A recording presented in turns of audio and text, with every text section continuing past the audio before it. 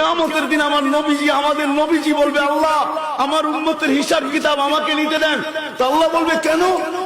বলছে আল্লাহ সমগ্র মানুষের সামনে যদি নেন তাহলে আমার উম্মতের ভুল ত্রুটি দেখা ফেলবে, আমার লজ্জায় মাথা নত হয়ে যাবে।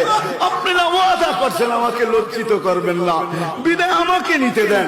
তো আল্লাহ প্রশ্ন করতেছে, বন্ধু আপনাকে যদি নিতে দেই আর আপনি যদি উম্মতের এরকম গুনাহ দেখেন, যেই গুনাহ দেখার পরে আপনার মাথা নত হয়ে যায়, যে আপনি যদি ভাবেন তোমরা আমার উম্মত হয়ে এই গুনাহ কি করে করলা, বিদায় বন্ধু আমি সিদ্ধান্ত নিছি আপনাকেও নিতে দিব না, আমি পর্দার ভিতরে আপনাকেও নিতে দিব না, যাতে আপনার দিলে দুঃখ লাগতে পারে।